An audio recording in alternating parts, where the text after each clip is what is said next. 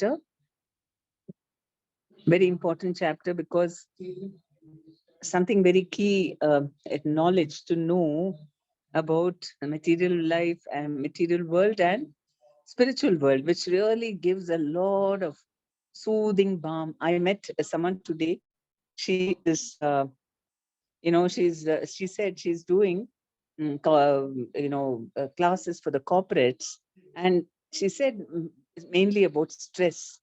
And she said that as soon as she talks about, developing faith, and she talks one on one, and slowly makes them keep a diary and see how. And I was thinking that I can also suggest that to all of you about how God acts in our lives. And of course, all of you basically have some faith, but these people, completely, many of them don't know anything much about our culture. And when so they're very stressed out. And the minute they understand that there is God, there is, something higher than just this, our regular, the world around us and our daily, whatever we go through, so much relief. Immediately the stress goes away.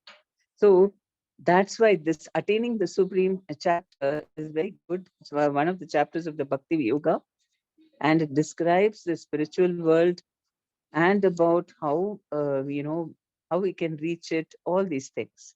So last class we saw about Brahma's day and all that, and how um no, we did till text.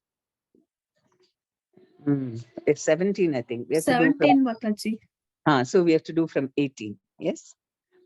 Avyaktad vyaktaya sarva prabhavanti ahat agame ratri agame praliyante tatreva vyakta samnyake. At the beginning of Brahma's day, all living entities become manifest from the unmanifest state. And thereafter, when the night falls, they are merged into the unmanifest again.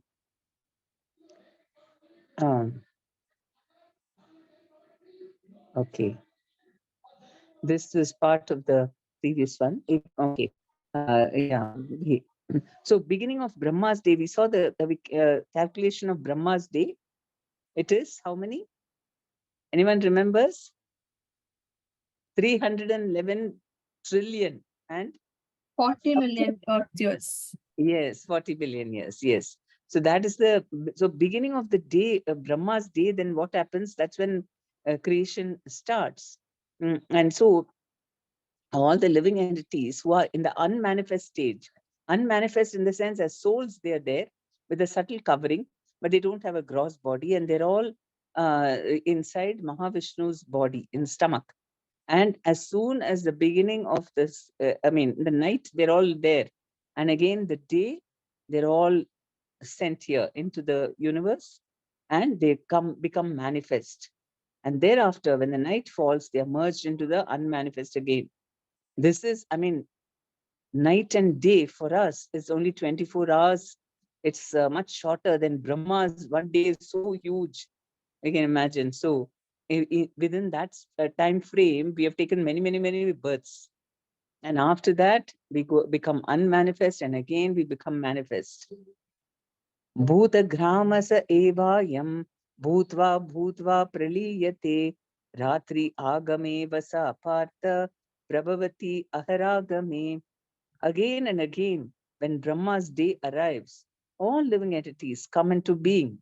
And with the arrival of Brahma's night, they are helplessly annihilated. Nobody wants to be annihilated, to die, and to lose their bodies, but we are helpless. So the less intelligent who try to remain within this material world may be elevated to higher planets, and then again must come down to this planet Earth. During the daytime of Brahma, they can exhibit their activities on higher and lower planets within this material world. But at the coming of Brahma's night, they're all annihilated. They have to become unmanifest and forced to remain like that for one full 311 trillion years, 40 billion years. We are just staying like that. In the day, they receive various bodies for material activities. And at night, they no longer have bodies, but remain compact in the body of Vishnu. Then again they are manifest at the arrival of Brahma's day. Bhutva Bhutva Praliyate. Ultimately, when Brahma's life is finished, they're all annihilated and remain unmanifest for millions and millions of years. So because it is like, it's connected with the breathing of Mahavishnu. When he is exhaling, all the universes come out. There are so many innumerable universe. Ours is the smallest universe among those, because we have only Brahma, who is four-headed, for all the directions. When the size is much bigger, then Brahma gets more heads, because he has to oversee the entire universe. And so when Brahma's life is finished, they're all annihilated, and so they remain for millions of years. So until again, because Mahavishnu's breath takes so long. First he exhales, and then when he inhales, then Brahma's life is finished and they all enter his body. So then again, only when he starts breathing out again we are manifest like that. And when Brahma is born again in another millennium, they're again manifest. In this way, because Brahma is a position, so different living entities, that when that Brahma is delivered and he goes back to Godhead, another Brahma comes. And when Brahma is born again in another millennium, they're again manifest. In this way, they're captivated by the spell of the material world. Can you imagine how attached we've been? For how many have we been going on like this, millions and trillions of years, and so many varieties of bodies. So we don't need to feel, oh, I've not experienced everything yet. I need to, before I surrender to Krishna, because we've already done all this. How many Kalyugas also we've been through, and other yugas also, and different types of bodies with different kinds of experiences, relationships with different people. We've experienced it all. So that is why, as by the spell of the material world, we are so attached to this. But those intelligent persons who take to Krishna consciousness use the human life fully in the devotional service of the Lord, chanting Hare Krishna, Krishna Krishna, Hare Hare, Hare Rama, Rama Rama, Hare Hare. Thus, they transfer themselves even in this life. That means at the end of this life, to the spiritual planet of Krishna and become eternally blissful there, not being subject to such rebirths. So there is no death or birth in the spiritual world. It is ever the present. That means just for the sake of Leelas, there is also the kind of, night and day. There is no moon and sun actually, but just this feeling, so just for the sake of pastimes, they also go to sleep and then getting up in the morning, because it's full of, you need to manifest some activities, no, to have relationships. So whatever happens here happens there, or rather, whatever happens here is a perverted reflection of what is happening there. So this is the original things. Whatever happens there, in its temporary way, it's manifested.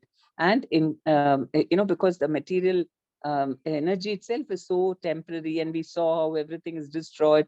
In a spiritual world, Krishna will describe what it is. He's saying, Parastasmatu bhavon yo avyakto avyaktat sanatana yasa sarveshu bhuteshu nashyatsu na vinashyati. Yet there is an other unmanifest nature which is eternal and is transcendental to this manifested and unmanifested matter.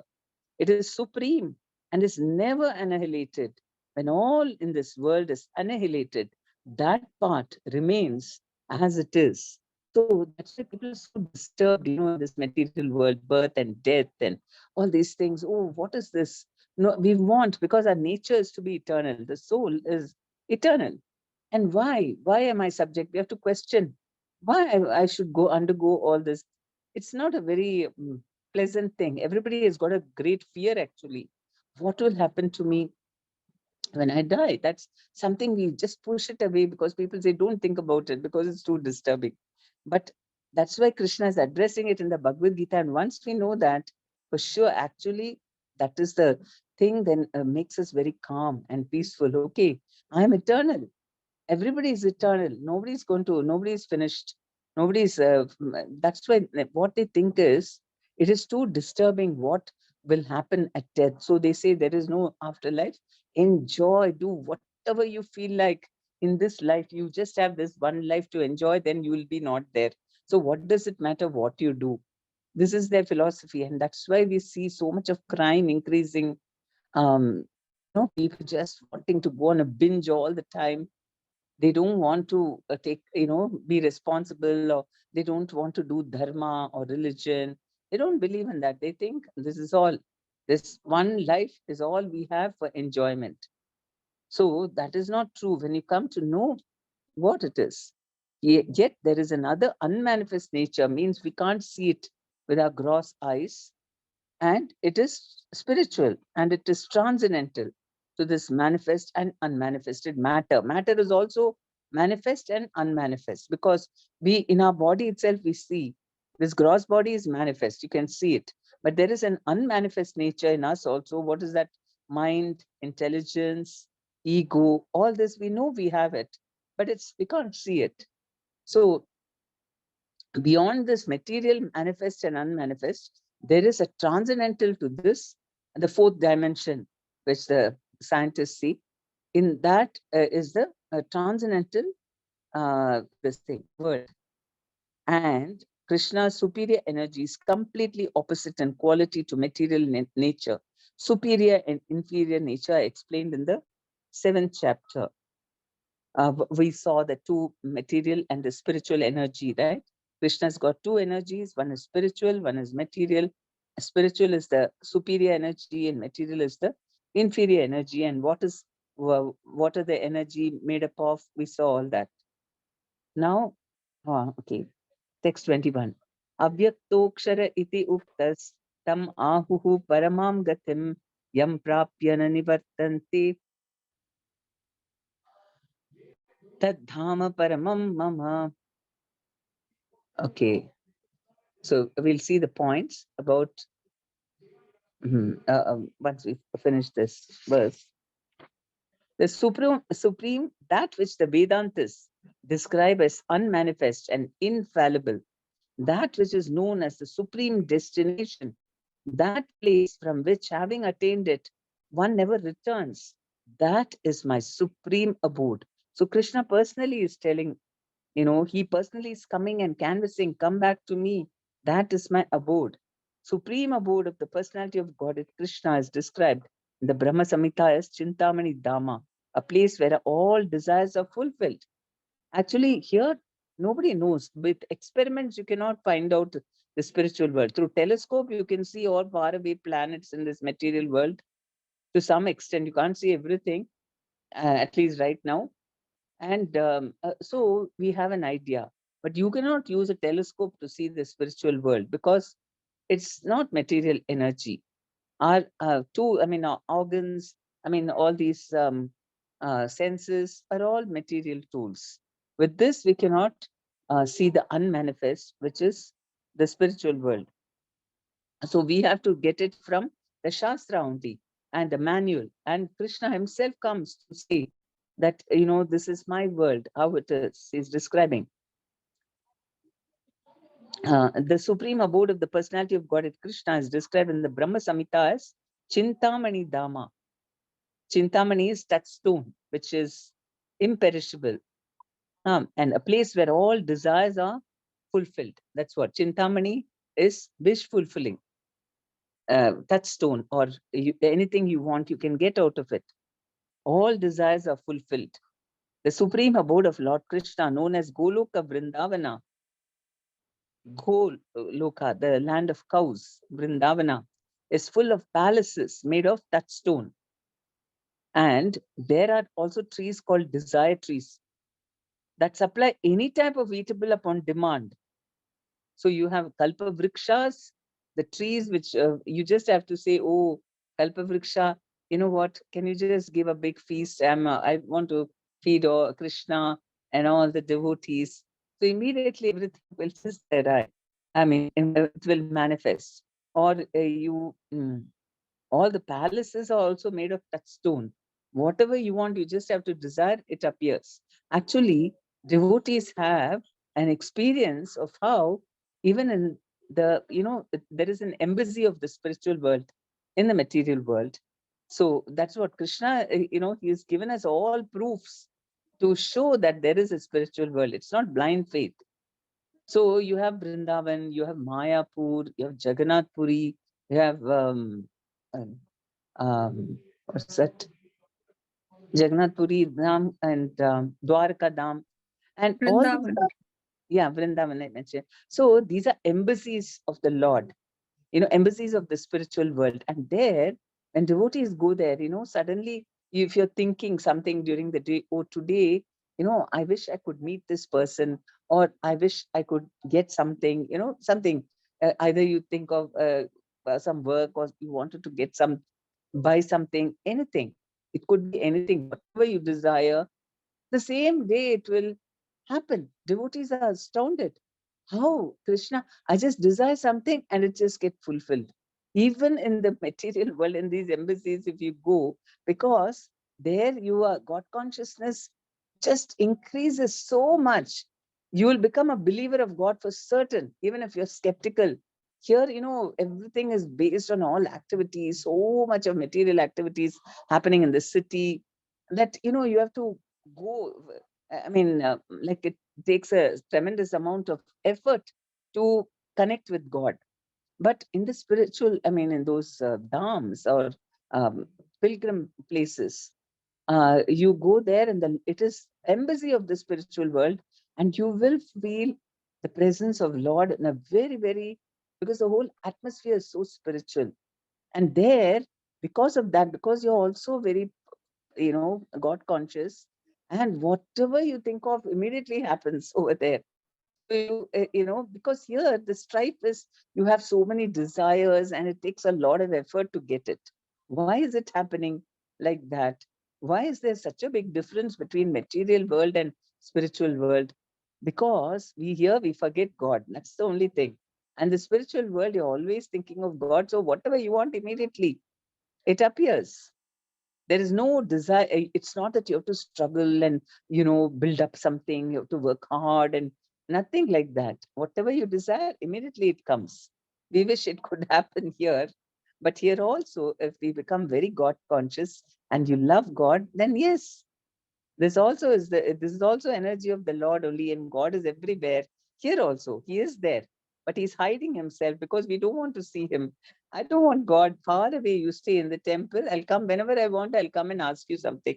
We keep Him at a distance because we want to feel independent of Him, and we think we are enjoying without Him. Otherwise, I have to listen to whatever He says. Like children, naughty children, they will want to escape from their parents' eyes and go and do something on their own. It's like that. But actually, when a child is very nice, very, he thinks it's nice. Why? With my parents, they are so, I mean, of course, here there is an age difference and all that, but Krishna is always young, youthful, and he also is very naughty. So, naughty in the sense and spiritual naughtiness. So, whatever you want is there in his person, and you think it's so enjoyable to be with him. Why do I think that, oh, when God comes, everything will become very, straight and boring? No, Krishna is full of fun.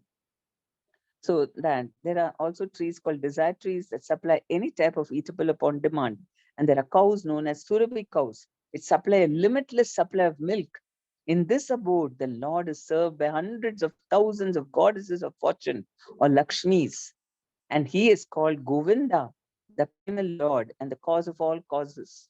Cause of all causes is Krishna. The Lord is accustomed to blow his flute, Venum Kwanantam. His transcendental form is the most attractive in all the worlds. His eyes are like lotus petals, and the color of his body is like the color of clouds. He's so attractive that his beauty excels that of thousands of cupids. And he wears. So here also in the material world, somebody very beautiful we want to see, right? That's why they like to go and watch films, because beautiful heroine, beautiful hero, and they like to watch. But Krishna is much more attractive than anybody possible. He's so attractive that his beauty excels that of thousands of cupids. He wears saffron color cloth. He wears saffron cloth, a garland around his neck, and a peacock feather in his hair. In the Bhagavad Gita, Lord Krishna gives only a small hint of his personal abode, Goloka Vrindavana, which is the supermost planet in the spiritual kingdom. A vivid description is given in Brahma Samhita. Vedic literatures, Katha Upanishad 1.3.11 state that there is nothing superior to the abode of the Supreme Godhead, and that abode is the ultimate destination. Purushan naparam kinchit sa kasta paramagati. When one attains to it, he never returns to the material world. Krishna's supreme abode and Krishna himself are non-different, being of the same quality. On this earth, Vrindavana, 90 miles southeast of Delhi, is a replica of that supreme Goloka Vrindavana located in the spiritual sky. When Krishna descended on this earth, he sported on that particular tract of land known as Vrindavana, comprising about 84 square miles in the district of Mathura, India. So we have proof that spiritual worlds replica is here. Though because of Kali Yuga, there's a lot of dirt over there and people, but anyway, government is trying to clean it up and make it nice. But still, in spite of that, those who are spiritually a little elevated, I mean, a little, they can experience, they who have faith in God, they can see the difference. When they go to Vrindavana, oh, everybody is waiting to go to Vrindavana, devotees, because they feel so ecstatic, so happy there. They feel the presence of Krishna, right? Anyone wants to share? Main temple is the ISKCON temple, or is it Prem Mandir, Purvika? No, or Prem Mandir, no. ISKCON is the, Gaudiya Vaishnava tradition from Chaitanya Mahaprabhu, and following in the parampara. It is very, very pure and following the, coming down from Krishna. So ISKCON temple is like when you go there, you'll feel the presence of Krishna very much. Now the Prem Mandir, I've not gone inside. I know it looks very nice from outside, but I don't know whether it's coming in parampara or not, and whether they are following the proper things. I won't be able to fully comment, but in terms of authenticity, I can say ISKCON temple is the best there. Oh, okay, Mataji. Hare Krishna. Hare Krishna. When I visited ISKCON in Bhubaneswar also, like I went for the night aarti. It was like really good. I felt really peaceful on the inside. Mm. So they removed the alankar and the flowers in front of us only, and they were giving some seeds in our hand and told us to put it in our mouth and all. Flowers. They gave some seed. Yeah, they removed all the flowers. Night aarti, right? So they removed all the flowers in front of us only, and some slokas they were singing and all. So you got the flowers? Not the flowers, Mataji. Some seeds they gave. I don't remember. Seed. Seed, is it? It's called snuff, Mataji. Somp, they'll tell in South Indian language. Okay, so, okay. But the deity is Mahaprasad. Yes, Mataji.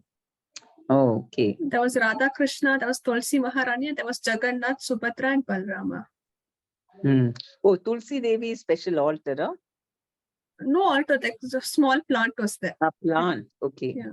So Jagannath, Baldev, and Radha, this thing, and God Nitai also, right? Nitai was there.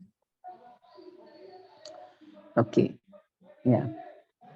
So how did you feel there? Did you feel the presence of Krishna in Vrindavana? Did you feel? Yes, Mataji. I haven't been to Vrindavan, but but I know that it's... You went to Jagannath Puri. Sorry, Jagannath. Do you feel the presence of Krishna? Yes, Mataji. Good vibes. I felt like very positive energy around me. I felt peaceful on the inside. And you feel sad to leave the place, no? Slightly, I felt sad leaving. Yeah. Yeah, okay. So that's what, that is proof that there is a spiritual world, because there's something different. Right? Okay. Yes, Mataji. You feel that in Vrindavan so much, Mataji. Huh? When you're leaving Vrindavan, Mm. we feel like that so much. We feel like leaving that place and coming to this material. It's where spiritual world, we're nowhere to search. Before leaving that, we do feel, oh, we'd feel like crying and coming. Yeah. All Because those places where it's so amazing that all places when we went for Padayatra, then all those places where Krishna has done the pastimes, it's so we are so blessed to go and see those places. It's very there nice. are proofs, na? Yes, Like the Mataji, there are butter and proofs. all.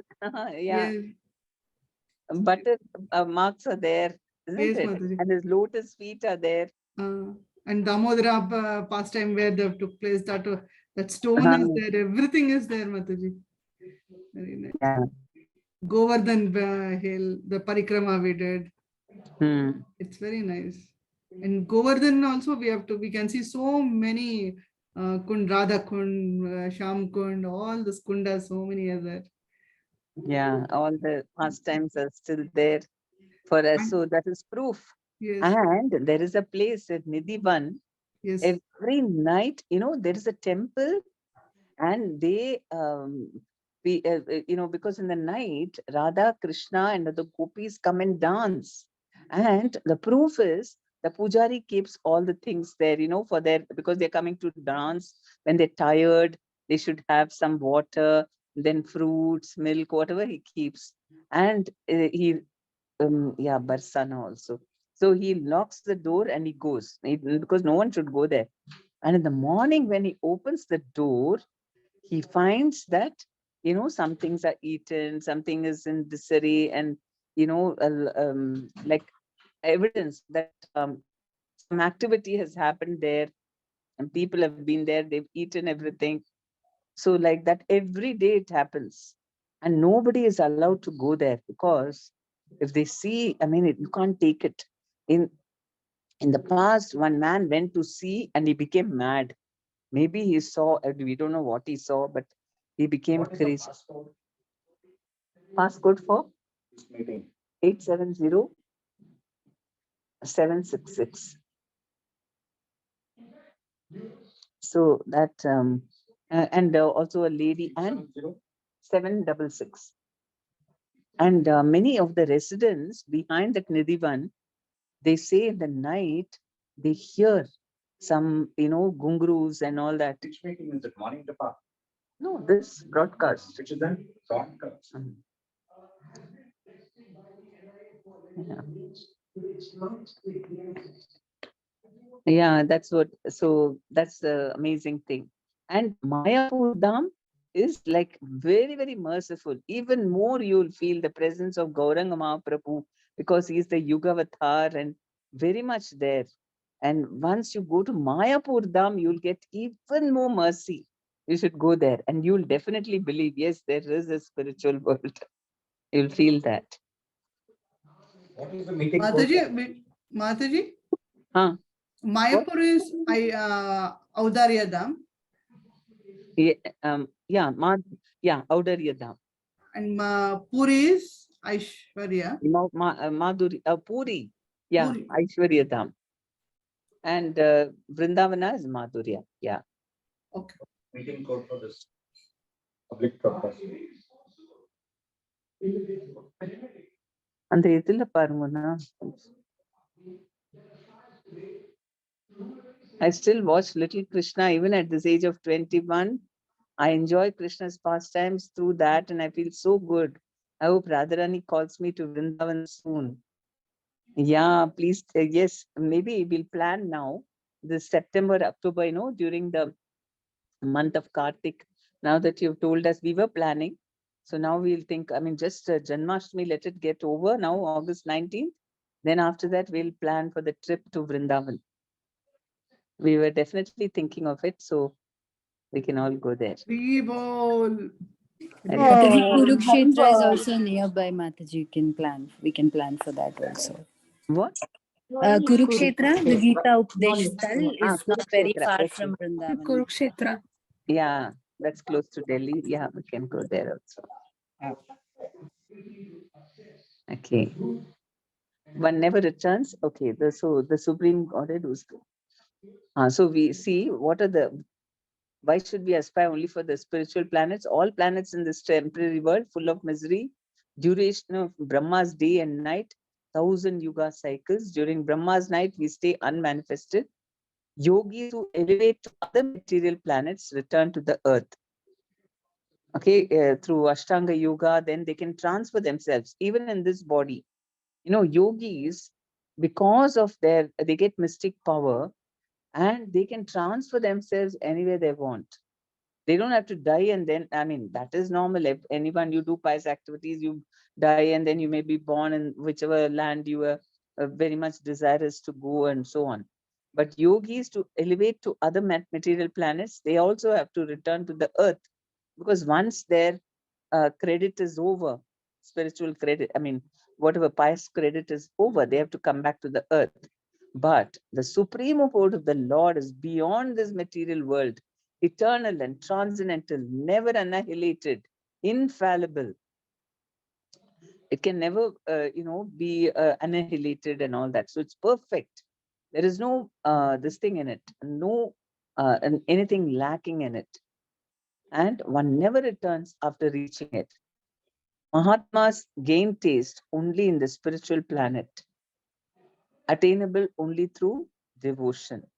That we will see. That Krishna is saying in text 22. Purusha sa parapartha bhaktya labhyasva ananyaya yasyanta stani bhutani yena sarvam idam tatam. The Supreme Personality of Godhead, who is greater than all, is attainable by unalloyed devotion. Although he is present in his abode, he is all pervading and everything is situated within him. So he's clearly saying he can be attained only by unalloyed devotion. Prabhupada used the word alloy, unalloyed, because alloy means, like metals and all that. You have they're mixed, combined together. Like some metals are an alloy combination of two other metals, like that. But this is unalloyed, means purely only that. So in the sense, but unalloyed devotion. Although he's present in his abode, so he's not that he's far away. Even though he's so far away, he's still present here also, all pervading, and everything is situated within him, because it's all his energy. And that's how, even materially, we can understand how the whole universe is connected. I mean, through the sound waves and light waves, right? Through television, how far away things we can see over here broadcast. Because the universe is, I mean, the atmosphere is connected. And in this way, just by chanting mantras, here you do something and somewhere else the effect will be seen. All that is possible. It's amazing because of Krishna, because everything is situated in his energy. Although he's present in his abode, he's all pervading and everything is situated within him.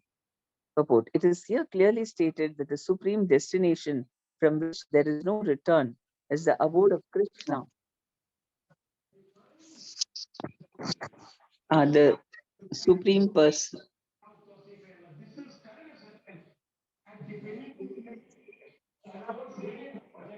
The Brahma Samhita describes the supreme abode as Ananda Chinmaya Rasa, a place where everything is full of spiritual bliss. All the variegatedness manifested there is of the quality of spiritual bliss. Nothing there is material.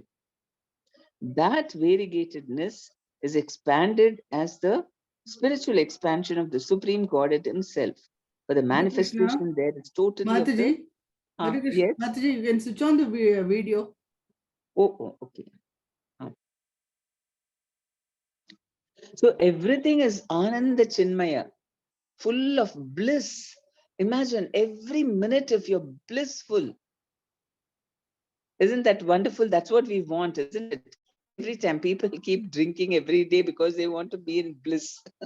So we want that bliss, but that bliss cannot be got through drinks or in some other kind of intoxication. We are searching for that bliss. Actually, that's why people are taking to intoxicants, because they want to experience that bliss. And here in the spiritual abode, always there is bliss. And that bliss we can also experience here through Krishna consciousness. All the variegatedness manifest there is of the quality of spiritual bliss. Nothing there is material. That variegatedness is expanded as the spiritual expansion of the Supreme Godhead himself, for the manifestation there is totally of the spiritual energy as explained in chapter 7. As far as this material world is concerned, although the Lord is always in his supreme abode, he is nonetheless all pervading by his material energy. So, by his spiritual and material energies, he is present everywhere, both in the material and spiritual universes. Yasyantastani means that everything is sustained within him, within either his spiritual or material energy. The Lord is all pervading by these two energies. So that will give us faith that God is always there. We can always connect with him and become fearless. And he is totally powerful. Everything is resting in him. If he is protecting, nobody can touch us. So that is why we need to take shelter of Krishna. And then we become, that's why Prabhupada's name is Abhay Charanaravinda. Because of his Charan Aravinda, he has taken the shelter of the lotus feet of the Lord is Abhay, fearless. And so Krishna is all pervading. He's there in the spiritual world also, in the material world also. All energies are within him. To enter Krishna's supreme abode or the innumerable Vaikuntha planets is possible only by bhakti, devotional service, as clearly indicated here by the word bhaktya. No other process can help one attain that supreme abode. The Vedas, Gopalatapani Upanishad 3.2 also describe the supreme abode and the supreme personality of Godhead. It's natural that if somebody is you have to go to somebody's house, you have to become their friend. If you don't know them and you don't care for them, why will they invite you? I mean, you'll cause disturbance in their house, right? So that is why to be there, I mean, this is not even a friend, it is our eternal, I mean, Father, the Lord, Father, Mother, he's everything for us. And if we don't love him, then how we are not qualified to go there? That's why. So that is why we just have to develop our relationship. Or say there is millionaire father. Okay, he's very, very rich and he's got a wonderful house and everything. But a son who's rebellious, he doesn't like his father and he's walked out of his house. So, and he's just loitering in the streets, he's struggling. Now, if somebody tells him, why don't you go back to your father's house? And what does he have to do? He doesn't have to do anything. Just build up a relationship with the father. The father will welcome him with open arms. So that is why only bhakti will work. Otherwise, we are already part of that dham, but we only walked out of it. So to go back again, we have to say that, yes, I love you. I mean, I accept you as my father. I'm not going to want to be independent. Otherwise, we'll go there and create a disturbance again. So only bhakti. No other process can help one attain that supreme abode. The Vedas, Gopalatapani Upanishad 3.2 also describe the supreme abode and the supreme personality of Godhead. Eko Vasi Sarvaga Krishna. In that abode, there is only one supreme personality of Godhead whose name is Krishna. He is the supreme merciful deity. And although situated there as one, he has expanded himself into millions and millions of plenary expansions. Plenary expansions means exactly like him, another form, millions and millions, because if you see just in this material world alone, he has expanded himself as a Paramatma in everyone's heart, right? And that is fully Krishna. Imagine. And like that, that is only in the heart, but he also comes as the avatar, so many avatars. So that is the amazing thing. He's the supreme, and although situated there as one, he has expanded himself to millions and millions of plenary expansions, also existing in each planet. In the Vaikuntha planets, there are innumerable Vaikuntha planets in a different form, because every soul has got a particular relationship and attraction to one particular form of the Lord, and they will go there. He's the Vedas compare the Lord to a tree standing still, yet bearing many varieties of fruits, flowers, and changing leaves. The plenary expansions of the Lord who presided over the Vaikuntha planets are four-armed, and they are known by a variety of names: Purushottama, Trivikrama, Keshava, Madhva, Aniruddha, Rishikesha, Sankarshana, Pradyumna, Sridhara, Vasudeva, Damodara, Janardana, Narayana, Vamana, Padmanabha, etc. So innumerable Vaikuntha planets where he is four-armed. And two-armed is in Goloka Vrindavana. The Brahma Samhita 5.37 also confirms that although the Lord is always in the supreme abode, Goloka Vrindavana is all pervading, so that everything is going on nicely. Goloka eva nivasatya kilatma bhuta. As stated in the Vedas, Svetashwara Upanishad, parasya shaktir vividaiva shruyate swabhaviki jnana balakriya cha. His energies are so expansive that they systematically conduct everything in the cosmic manifestation without a flaw, although the Supreme Lord is far, far away. So his energy, I mean, just imagine how these planets are all floating perfectly in the space and then going in perfect, rotation and revolutions and perfect to the dot, mathematically precise, never changing even a little here, there, because if there is some change like that, there'll be a disturbance throughout the universe. It's all connected. So such precision in the material world, how? It is all conducted by the Supreme Lord. That is why it's all resting on him. I mean, even if there is, we create some disturbance in this material world. Like, the Hiranyakashipu's brother, he kept on drilling and drilling so much the earth and got gold for Hiranya. They were fond of gold. And so because of that, what happened? The earth lost its stability, its balance, and it fell down into the Garbhodaka ocean. It went to the bottom of that Garbhodaka ocean. And how to save that earth, only Krishna can do. So all the devatas prayed to the Lord, please do something. And then suddenly he appeared as Varahadev. And how did he appear? He appeared from Brahmaji's nostril. Anywhere he can appear. That is his mercy. So he just came tiny Varaha boar form. And then through his nostril he came, and then he started expanding bigger and bigger and bigger and bigger, and he became so huge that all the devatas were watching, who's this great person? And they started, they thought this must be the supreme person, and they started reciting all great slokas and glorifying him. So like that, the Lord, manifests himself in different forms for his different leelas to come here in the material world also whenever we have a problem. And what did he do, Varahadeva? Why did he come in the boar form? Because the boar, it is used to going into dirty water. The Garbhodaka, actually it's not dirty, but still just, so he is also not dirty. It's not that boar form is dirty or something. He looks very beautiful.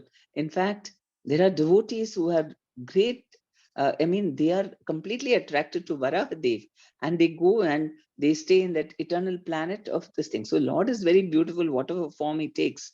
But just like a pastime, like how pigs go and, go into the water and take out things. So he comes and then he goes into the Garbhodaka ocean, lifts the earth on his nose, and then places it back. So if there is any disturbance we create, that also has to be rectified by him only. Small things, he's got his servants like Brahmaji, Shiva, all the devatas, they'll take care of, if there is any disturbances in the universe. But such major things like the earth falling into the Garbhodaka ocean, or, some great big asura from the nether regions, the seven planetary systems below the earth. We have all this Patala Luka, all Rakshasas, and not Rakshasas are the thing, Asuras, Daityas, Dhanavas, they're all there. And somebody becomes very powerful through, doing great tapasya, and they want to attack the heavenly planets and capture that, and then create disturbance because they want to stop God consciousness. They are Asuras. Then they go to the earth planet and tell all the sadhus and beat them up and say, no more doing worship of the Lord, break all the temples. So from where this mentality is coming, to break all temples. So they do that and they stop all worship. Why? Because they are against Krishna. So that hatred for Krishna is there also, because the most rebellious child, they want, they're so much against the father, like that. They're dear to the Lord. Father never, father and mother, they never reject any child, even a very most rebellious child who is all doing all nonsense. Still they're hoping somehow to reclaim them, purify, rectify them and bring them back. So that's what happens.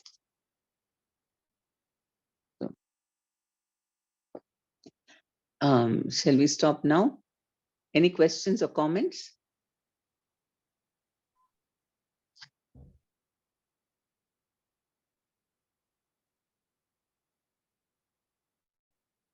Okay, Utkarshni Mataji, you want to ask your quiz now?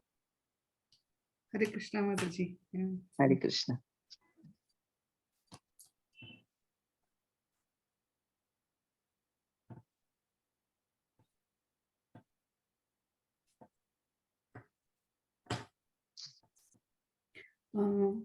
In the beginning, Mataji was telling about the soul manifestation and unmanifestation, about the procedure, how it goes to Mahavishnu and all.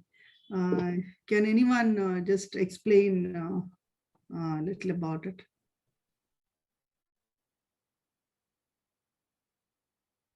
About the soul, its manifestation and unmanifestation. When does it take place and where it goes? For how long it takes, when where the soul stays. Am I audible? Hare Krishna. Yes, Mataji. Hare Yeah. Krishna. You're Yeah. audible, Mataji.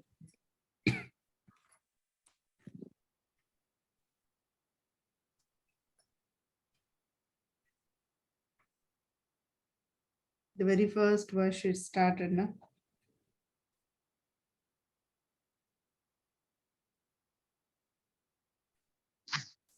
And check in 20th also.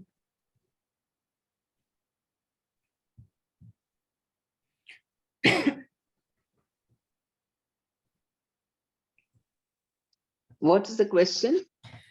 Mataji, about the soul, how it manifests and unmanifests. When does it happen? The body. Yeah, Body is body. manifest and Body is unmanifest. when it is annihilated. Hare, Not the soul, I mean the body. Sorry. Hare Krishna Mataji. Hare Krishna. Hare Krishna. Whenever Vishnu is exhaling and inhaling, the time Vishnu is exhaling, all universe come out from his breath. Okay. That time is considered as Brahma's daytime. That time, all human bodies, means we all are getting different bodies in this material world. The time, I don't know, is it No, right? there is a slight difference. See, there are two types of annihilations. One is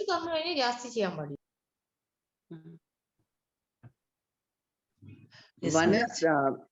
is see, that is Brahma's whole life.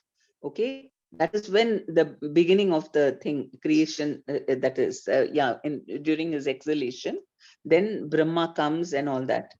Then there is also a partial annihilation which happens at the end of every day when Brahma goes to rest.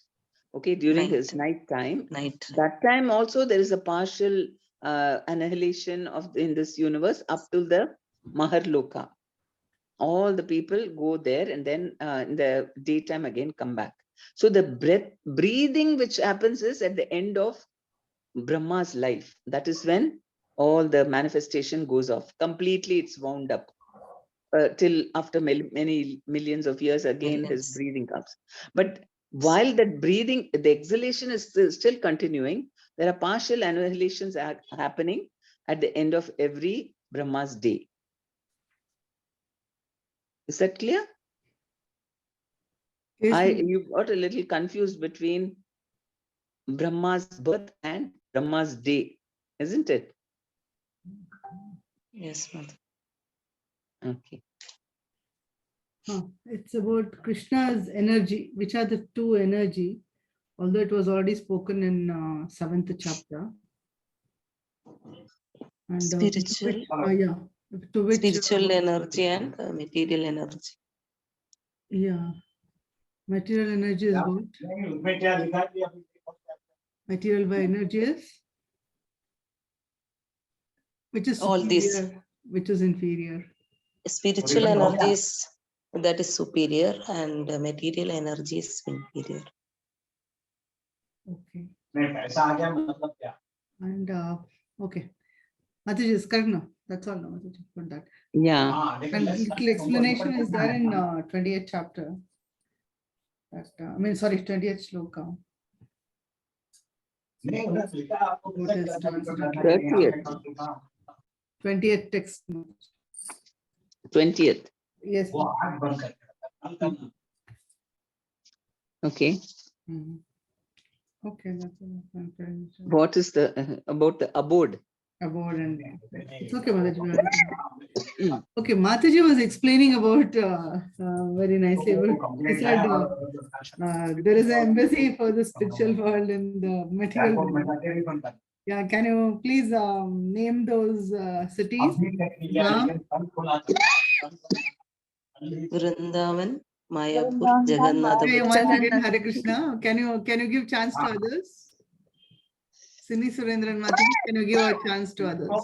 Yes, Mataji. Yes, please. Others? Hare Krishna. Vrindavan Dham, Mayapur Dham, Puri Jagannath.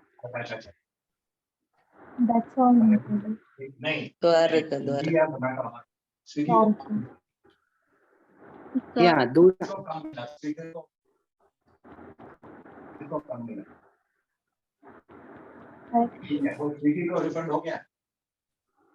Yeah, on the earth, only these four from the spiritual world have got the embassies. Mayapur, Vrindavan, Jagannath Puri, Dwarkapuri. The Goloka Vrindavan, sorry, Buloka Vaikuntam. The temple in Srirangam they call Buloka Vaikuntam. There Ranganatha is there. He is like Narayana's form.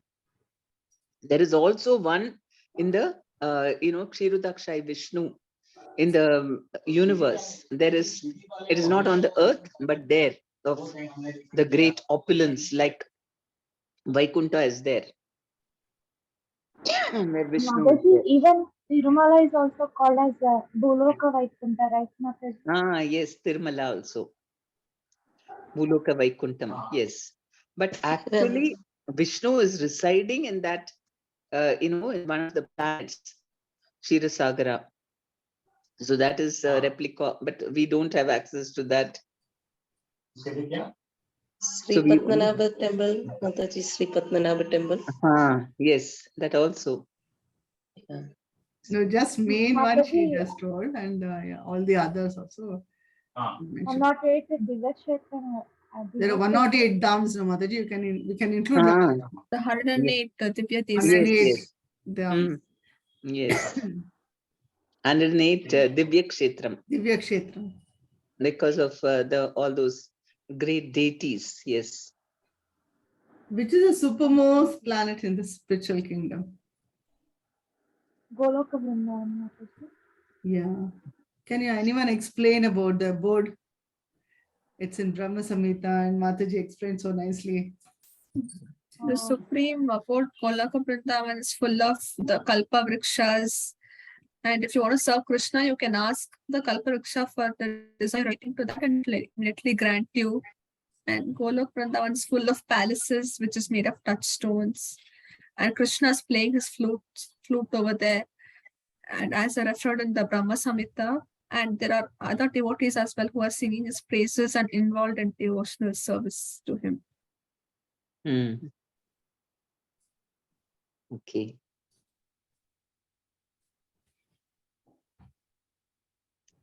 That's okay, now, Mataji. Someone. Oh. Okay.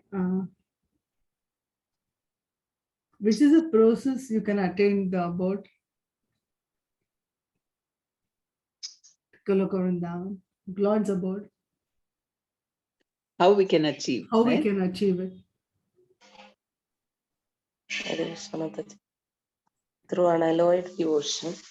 Devolve.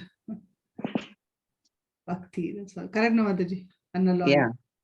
Yes, devotion. And Mataji, yes, yes, please. Sorry to interrupt, Mataji. Mataji, what is the difference between love towards Krishna and bhakti towards Krishna, Mataji? Actually, I used to get confused about this. Can you please No, bhakti is devotion, and it starts with bhakti. I mean, the whole process is bhakti yoga, but when the devotion becomes totally pure and very much, having a love for him, intense love, that is Krishna Prem. That is love for God, where because even those who are, there are different grades of devotion to Krishna, and even in the spiritual world, there are 5 rasas: neutral, servitude, those who are friends with him, then those who are parental, in a mood of vatsalya ras, they feel like they are the elders taking care of Krishna, they are my child, like that. And then the madhurya ras, which is conjugal rasa. So like that, there also there are grades of love within him. And here also, when we start bhakti with some little faith, but then we still have something for myself also. And then as we keep doing bhakti, it becomes more and more selfless. So when we reach the stage where we only think about Krishna and only his well-being, we are only thinking of his happiness, that is prema, that is Krishna prem. So that is the difference. Bhakti is from the beginning.